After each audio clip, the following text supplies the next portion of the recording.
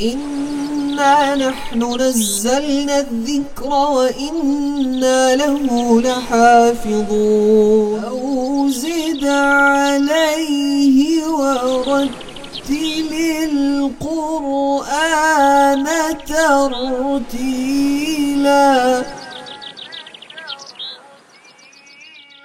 بسم الله الرحمن الرحيم. الحمد لله الذي بنعمته تتم الصالحات، والصلاة والسلام على أشرف الأنبياء والمرسلين سيدنا محمد وعلى آله وصحبه أجمعين. اللهم اشرح لي صدري ويسر لي أمري واحلل عقدة من لساني يفقه قولي.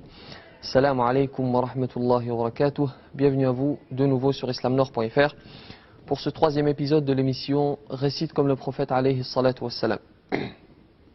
Alors la première des choses, on aimerait que toute l'équipe s'excuse pour ne pas avoir publié le troisième épisode la semaine dernière, mais malheureusement j'étais en déplacement et on n'a pas pu tourner cet épisode, et là on vous le donne cette semaine, Inch'Allah. Alors j'aimerais, si vous le voulez bien, commencer par les questions qui ont été posées. Bien entendu, vous pouvez poser toutes vos questions sur islamnord.fr, rubrique contact. Vous écrivez votre question, votre mail et vous l'envoyez. Inch'Allah, j'y répondrai dans les prochaines vidéos. Une question qui nous dit Salam alaikum wa rahmatullah. Il serait plus intéressant de réciter des petites sourates comme sourate Az-Zilzala. Alors je réponds à cela. J'ai choisi sourate Al-Kahf pour une raison bien particulière. D'abord parce que le prophète alayhi salatu wassalam nous dit fil hadith as-sahih, dans le hadith authentique, celui qui récite sourate Al-Kahf le jour du vendredi est illuminé de ses pieds jusqu'au dernier cieux. Et il nous dit dans un deuxième hadith, celui qui récite sourate Al-Kahf est illuminé du vendredi durant lequel il a récité au vendredi suivant.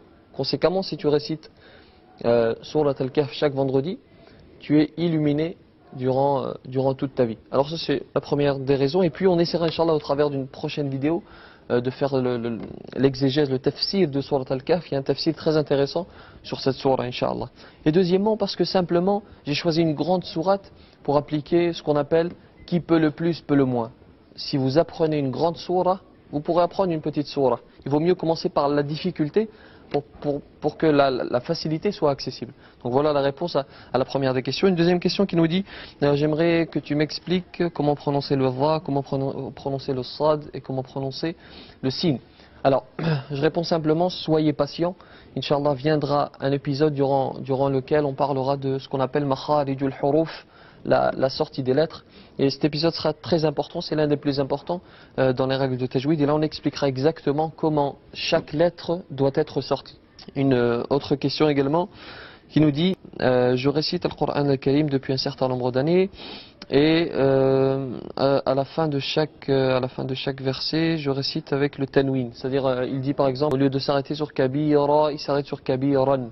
Il me demande est-ce que c'est grave. Effectivement, enfin c'est pas grave, c'est juste une récitation fausse. Il faut pas s'arrêter sur tanwin. Par exemple, kabiran, ça termine bien par tanwin, mais lorsqu'on s'arrête, on dit pas kabiran, on dit kabira. Mais ça viendra dans une prochaine vidéo. Et cette question soulève quelque chose qui est très important. Il est très important d'apprendre le Coran al-Karim avec les règles. Il faut commencer l'apprentissage du Coran. Si tu ne connais pas les règles, ne commence pas l'apprentissage. Ou plutôt, fais ça en parallèle avec l'apprentissage. Parce que une fois que ton cerveau aura assimilé le Coran que tu as appris sans les règles, il sera très difficile de rectifier le tir.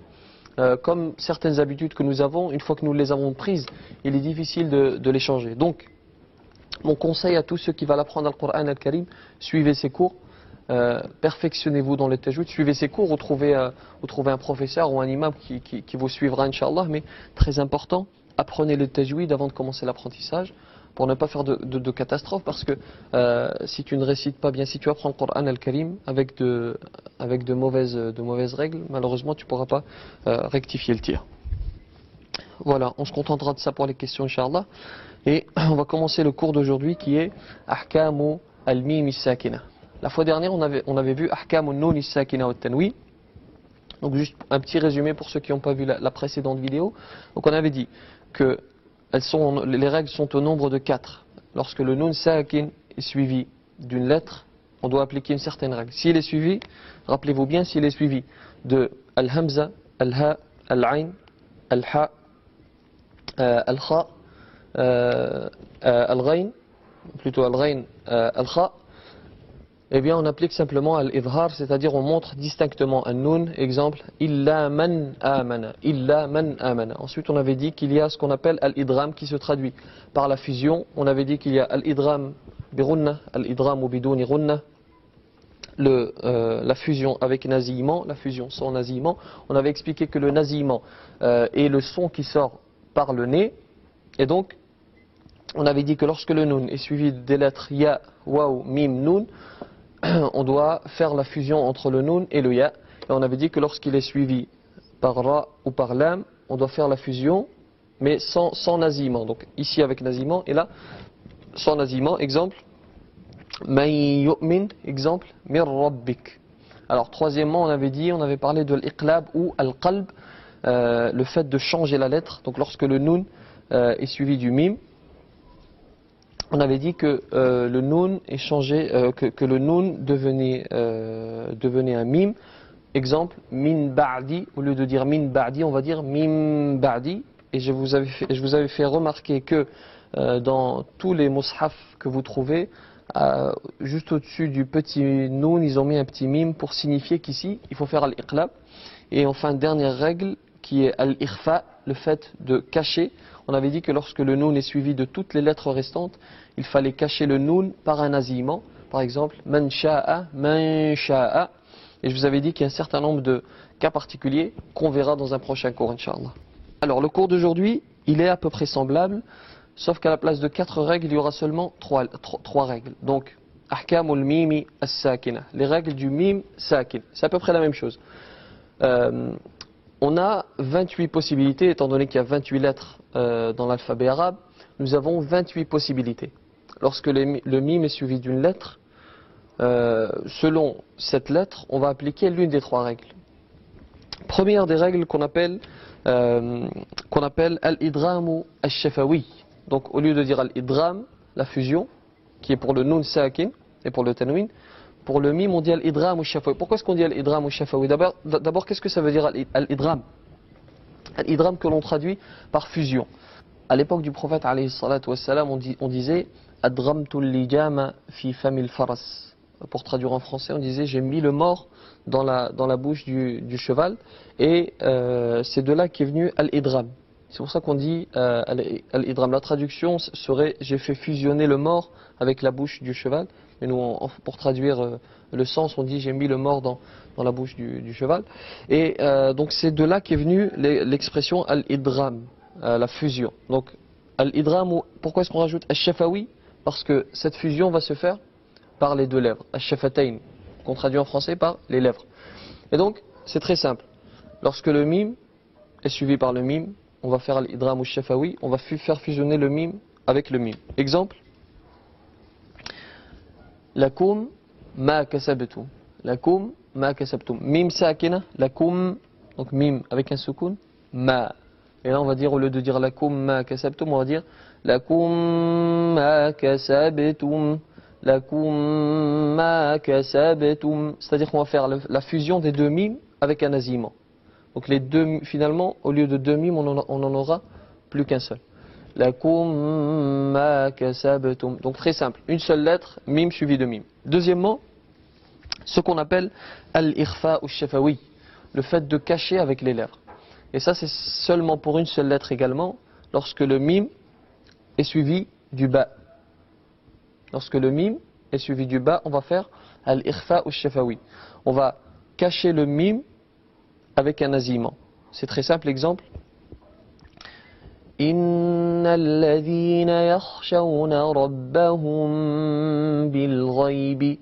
Rabbahum bil ghaybi. Donc on cache le mim avec le nasillement. Alors, sur ce point particulier, il y a une divergence.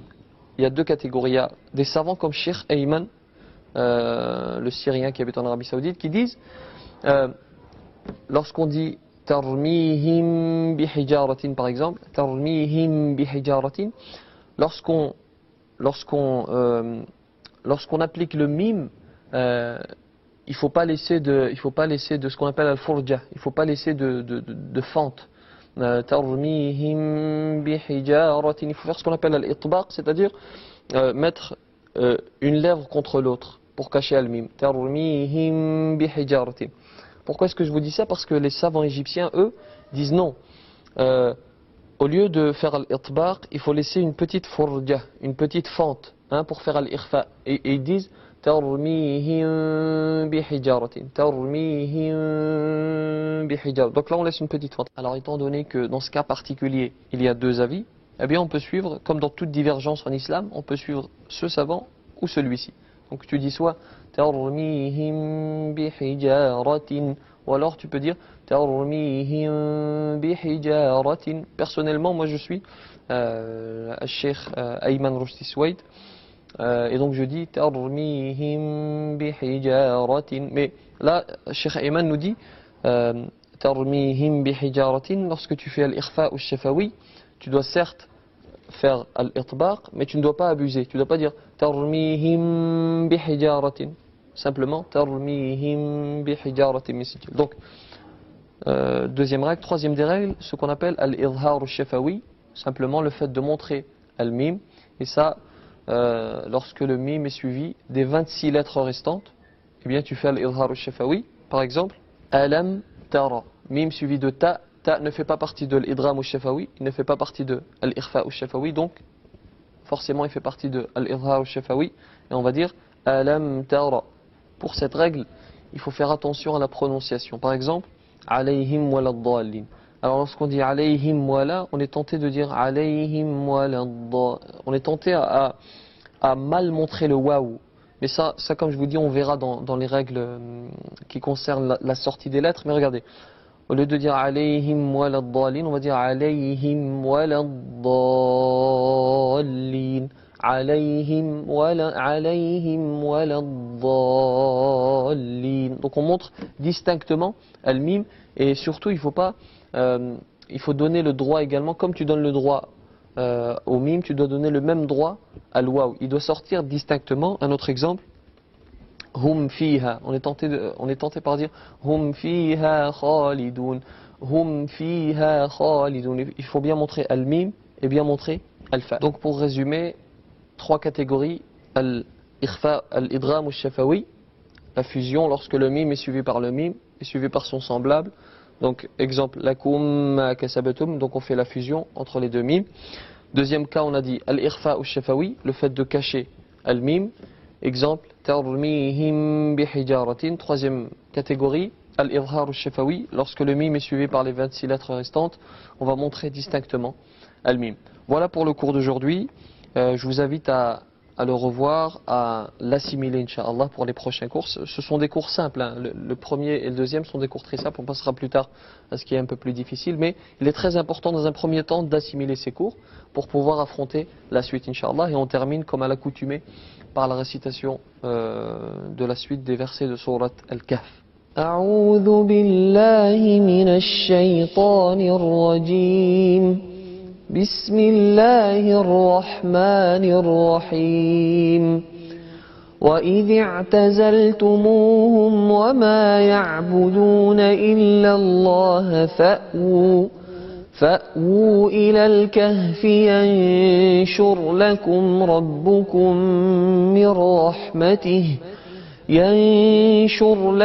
ربكم من رحمته ويهيئ لكم من أمركم مرفقا. وترى الشمس إذا طلعت تزاور عن كهفهم ذات اليمين وإذا غربت تقرضهم ذات الشمال وهم في فجوة منه. ذلك من آيات الله. من يهد الله فهو المهتد ومن يضلل فلن تجد له وليا مرشدا. وتحسبهم أيقاظا وهم رقود ونقلبهم ذات اليمين وذات الشمال وكلبهم وكلبهم باسط ذراعيه بالوصيد لو اطلعت عليهم لوليت منهم فرارا ولملئت منهم رعبا وكذلك بعثناهم ليتساءلوا بينهم قال قائل منهم كم لبثتم قالوا لبثنا يوما أو بعض يوم قالوا ربكم أعلم بما لبثتم فابعثوا أحدكم بورقكم هذه إلى المدينة فلينظر أيها أزكى طعاما فليأتكم برزق منه وليتلطف ولا يشعرن بكم أحدا إنهم إن يظهروا عليكم يرجموكم أو يعيدوكم في ملتهم ولن تفلحوا إذا أبدا صدق الله العظيم. إنا نحن نزلنا الذكر وإنا له لحافظون أو زد عليه ورتل القرآن ترتيلا.